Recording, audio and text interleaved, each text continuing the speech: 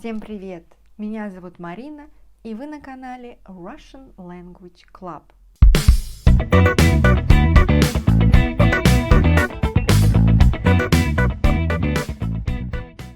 Мы продолжаем говорить о русском языке и флексиях в русском языке.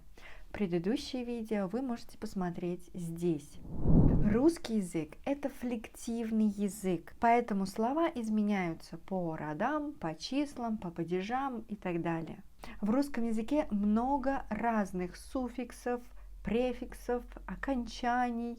У флексии, то есть окончания префикса, суффикса, есть своя функция и свое значение. Так, например, какое поставить окончание, мы понимаем от падежа.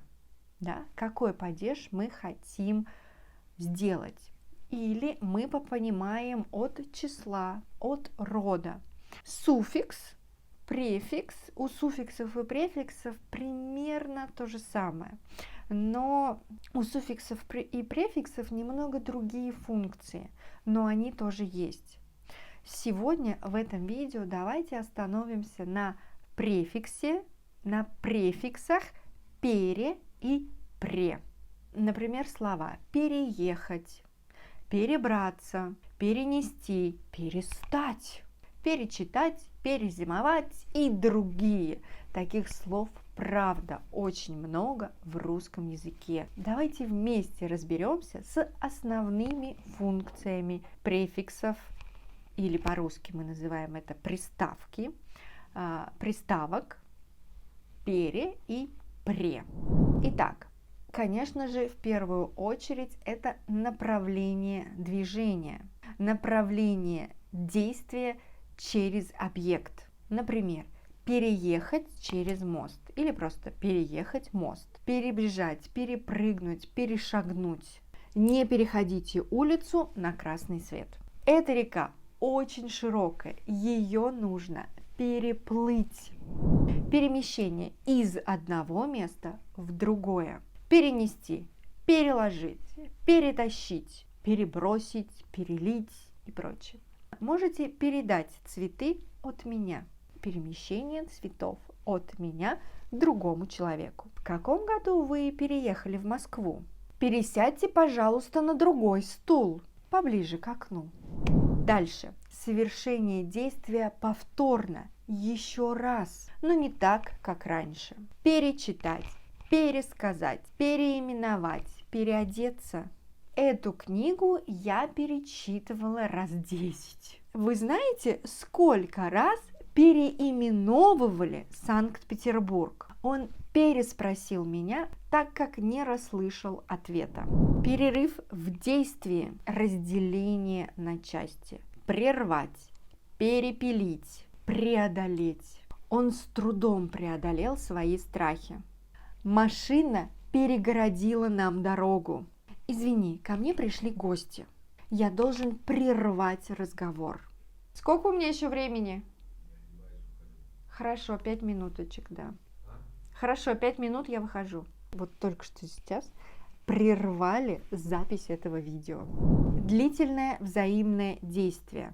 Часто это с постфиксом ся. Переписываться, переглядываться, перезваниваться. Давайте переписываться.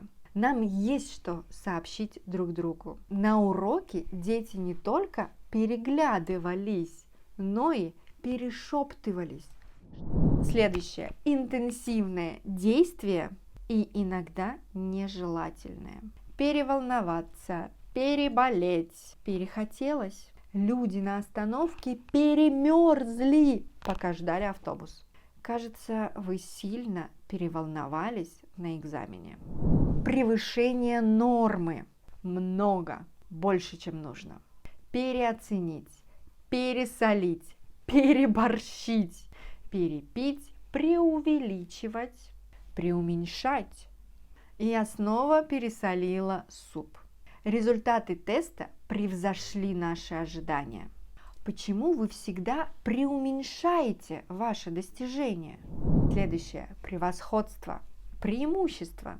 Переспорить, перекричать, перерасти. Говорите спокойно, Не старайтесь перекричать друг друга. Моя бабушка болтушка. Переговорить ее невозможно. Хорошо, я постараюсь пересилить себя и сделать проект вовремя. Промежуточные действия. Переночевать, перезимовать, переждать, перекурить. Нам пора на перекур. Я бы хотела переночевать в гостинице около аэропорта. Преобразование. Изменение чего-либо. Например, превратить, преобразовать, преобразить.